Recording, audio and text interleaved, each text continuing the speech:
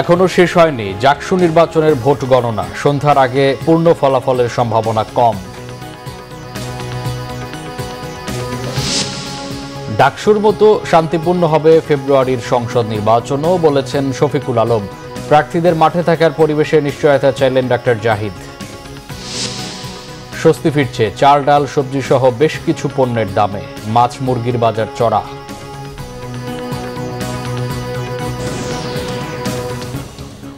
দেখছিলেন crown cement সংবাদ শিরোনাম। জাহাঙ্গীরনগর বিশ্ববিদ্যালয় কেন্দ্রীয় ছাত্র সংসদ জাকসু ও হল সংসদ নির্বাচনের ভোট গণনা এখনও শেষ হয়নি। ধারণা করা হচ্ছে নির্বাচনের ফলাফল প্রকাশ করতে সন্ধ্যা লাগাদ সময় লাগতে পারে। বৃহস্পতিবার রাত 10:15টার দিকে ভোট গণনা শুরু হয়। সকাল 9টা থেকে বিকেল 5টা পর্যন্ত চলে ভোট গ্রহণ। বিশ্ববিদ্যালয়ের 21টি হলকে ভোট কেন্দ্র করা হয়। মোট ভোটার 11,897 জন। এর মধ্যে ছাত্র 6,115 এবং ছাত্রী 5,728 জন। ভোট পড়েছে 66.72%। ভোট গ্রহণের শুরুতেই হোঁচট খেতে হয় জাকসু নির্বাচন কমিশনকে। কোথাও ব্যালট পেপার না পৌঁছানোয় দেরিতে ভোট শুরু করতে হয়, আবার কোথাও বিদ্যুৎ বিভ্রাটের কারণে ভোট গ্রহণ বন্ধ হয়ে যায়। একটি কেন্দ্রে ছিল না আঙুলে দেয়া অমোচনীয় কালিও। শিবির সমর্থিত প্যানেল বাদে পুনর্নির্বাচনের দাবিতে জাকসু নির্বাচন বয়কট করে ছাত্রদল সহ অন্যান্য প্যানেল। এদিকে জাকসু নির্বাচনে দায়িত্ব পালনকালে হঠাৎ অসুস্থ হয়ে জান্নাতুল ফেরদৌস নামে এক বোলিং অফিসারের মৃত্যু হয়েছে। শুক্রবার সকালে অসুস্থ অবস্থায় সাভার এনাম মেডিকেলে নেওয়ার পথে তার মৃত্যু হয়। তিনি জাহাঙ্গীরনগর বিশ্ববিদ্যালয়ের চারুকলা বিভাগের সহকারী অধ্যাপক ছিলেন। বিশ্ববিদ্যালয় ক্যাম্পাসে বাদ জুমা তার নামাজে জানাজা হয়। লোকবল বাড়িয়ে নির্বাচনী কার্যক্রম দ্রুত সম্পন্ন করা হচ্ছে বলে জানিয়েছেন বিশ্ববিদ্যালয়ের উপাচার্য অধ্যাপক ডক্টর মোহাম্মদ কামরুল আহসান। দর্শক, জাহাঙ্গীরনগর বিশ্ববিদ্যালয়ে আছেন সিনিয়র রিপোর্টার ফরুক বাবু। সরাসরি যাচ্ছি তার কাছে। বাবু, এখন পর্যন্ত আসলে ভোট গণনার সবশেষ কি কোনো তথ্য পাওয়া গেছে? কখন নাগাদ এই ফলাফল জানা যেতে পারে? ক্যাম্পাসের পরিস্থিতি কেমন দেখছেন আপনি? মামুন, গতকাল রাত 10টা থেকে জাকসু নির্বাচনে ভোট গণনা শুরু হয়েছে। সেই ভোট গণনা আসলে এখনও চলছে। যে আমরা সকাল থেকে যেটা বলছিলাম যে 21টা হলের যে ভোট গণনা সেটা এখন পর্যন্ত শেষ করতে পারেনি নির্বাচন কমিশন। তারা হচ্ছে যে লোকবল আরও বৃদ্ধি করার কথা বলছে, যে সেই লোকবল বৃদ্ধি করলে তারা পরবর্তীতে সন্ধ্যা 6টা নাগাদ শুরু করতে পারবে যে কেন্দ্রীয় যে জাকসু নির্বাচনের যে ভোটটা, সেই ভোটটা তারা শুরু করতে পারবে। এখনও হল কমিটির ভোট গণনা তারা শেষ করতে পারেনি। এবং সেই সাথে আসলে আরও জানিয়ে রাখি যে আমাদের কয়েক দফায় জানানো হয়েছিল যে প্রথমে জানানো হয়েছিল আজ বিকেল 4টার সময় জাকসু নির্বাচন ফল ঘোষণা করবে, এবং পরবর্তীতে জানানো হয় রাত্র 8টা, এবং এখন শোনা যাচ্ছে রাত্র 11টা থেকে 12টা নাগাদ টার্গেট নিয়েছে নির্বাচন কমিশন, তারা যে ভোট গণনা শেষ করে ফল প্রকাশের। এদিকে আসলে যেসব প্রার্থী রয়েছেন যারা বিভিন্ন এখনও যারা বয়কট করেননি জাকসু নির্বাচন, সেসব প্রার্থীরা আশাবাদী যে আজকে রাতে নির্বাচন কমিশন তারা তাদের যে প্রত্যাশিত ফল তারা সেটা ঘোষণা করবে। এবং স্বচ্ছতার জন্য আসলে মূলত দেরি হচ্ছে দেখে কমিশনের তরফ থেকে জানানো হয়েছে।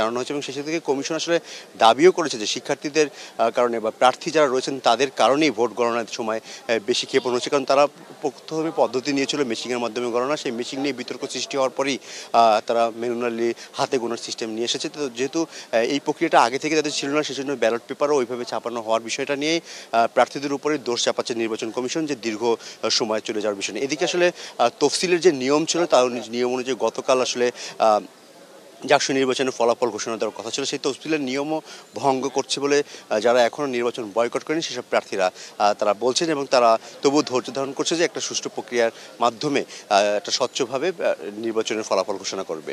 মামুন বাবু, আপনাকে অসংখ্য ধন্যবাদ।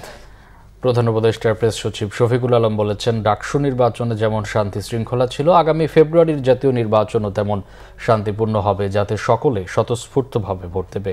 সকালে মাগুরা মাঝাইল গ্রামে রেল প্রকল্প এবং রেনেসার কবি ফরুক আহমেদের বাড়ি পরিদর্শনকালে সাংবাদিকদের প্রশ্নের জবাবে তিনি এসব কথা বলেন। শফিকুল আলম আরও বলেন, আগামী ফেব্রুয়ারির প্রথম সপ্তাহে জাতীয় নির্বাচন অনুষ্ঠানে সরকার দৃঢ় প্রতিজ্ঞ। সেভাবেই কাজ এগিয়ে চলছে। দেশে কারো ক্ষমতা নেই এই নির্বাচন ঠেকানোর। সকল রাজনৈতিক দলের সাথে কথাবার্তা চলছে, সকলের ঐক্যমতের ভিত্তিতেই নির্বাচন অনুষ্ঠিত হবে বলে জানান তিনি। এ সময় তার সাথে ছিলেন জেলা প্রশাসক মোহাম্মদ ওহিদুল ইসলাম, রেল প্রকল্পের প্রকৌশলী আসাদুজ্জামান আসাদ সহ ঊর্ধ্বতন কর্মকর্তারা। ডাকসুর ইলেকশনটা আমাদের জন্য খুবই ইম্পর্টেন্ট একটা ইলেকশন ছিল এবং এটার যদি আপনি দেখেন একটা শান্তি শৃঙ্খলা পুরোপুরি ছিল, কোনো একটা ঘটনা ঘটেনি। এখন রেজাল্টে কে জিতেছেন বা কে হেরেছেন সেই বিষয়ে এটা আমাদের বিষয় না। আমাদের বিষয়টা হচ্ছে যে আইন শৃঙ্খলা পরিস্থিতি কেমন ছিল, ভোট কীরকম হয়েছে, আমরা বলতে যে আমরা সন্তুষ্ট। পলিটিক্যাল পার্টি থাকলেই মতপার্থক্য থাকবে, না হলে আর ভিন্ন পার্টি কেন হয়, ঠিক না? আপনি যদি আমার মতোই হবেন তাহলে তো আপনি আমার পার্টি করবেন।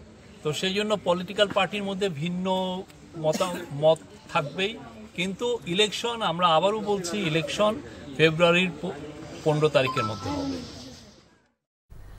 মানুষ ভোট দিতে পারবে না, প্রার্থীরা ভোটের মাঠে থাকতে পারবে না, এমন কোনো পরিস্থিতি তৈরি না করার আহ্বান জানিয়েছেন বিএনপির স্থায়ী কমিটির সদস্য ডাক্তার এজেডএম জাহিদ হোসেন। সকালে শেরেবাংলা নগরের শহীদ রাষ্ট্রপতি জিয়াউর রহমানের সমাধিসৌধে শ্রদ্ধা জানানোর পর সাংবাদিকদের কথা বলেন ডাক্তার জাহিদ হোসেন। দেশের মানুষ বিগত 4টি নির্বাচনে স্বাধীনভাবে ভোট দিতে পারেনি। এখন দেশের নাগরিকরা ভোট দিয়ে তাদের প্রতিনিধি নির্বাচন করতে চায়। পলাতক স্বৈরাচারের পুনর্বাসনের মতো পরিস্থিতি তৈরি এবং বিভাজনের রাজনীতি না করার আহ্বানও জানান তিনি। দু একটি ছাড়া বাজারে বেশিরভাগ পণ্যের দামে স্বস্তি ফিরছে। কমতে শুরু করেছে বেশ কিছুদিন ধরে বাড়তে থাকা চাল ও ডালের দাম। গেল সপ্তাহেও বেশিরভাগ সবজির দাম 100 টাকা ছুঁই হলেও এই সপ্তাহে 70 থেকে 80 টাকার মধ্যেই মিলছে। দাম আরও কমার আভাস দিলেন বিক্রেতারা। প্রায় সব মাছের দামই বাড়তি, সরবরাহ কমার অজুহাত বিক্রেতাদের, তবে সরবরাহ বাড়ায় কিছুটা কমেছে ইলিশ মাছের দাম। মানভেদে মিনিকেট চালের দাম কেজিতে 2 টাকা কমার কথা বলছেন বিক্রেতারা। বাড়তে থাকা ডালের দামও কেজিতে 5 টাকা কমে বিক্রি হচ্ছে 150 টাকা কেজি। তেল, চিনি সহ অন্যান্য পণ্যের দাম রয়েছে স্থিতিশীল। মুরগির বাজারে ব্রয়লার 10 টাকা বেড়ে 180 টাকা কেজি এবং সোনালী 20 টাকা বেড়ে বিক্রি হচ্ছে 320 টাকায়। আগের দাম 750 টাকা কেজিতে মিলছে গরুর গোশত।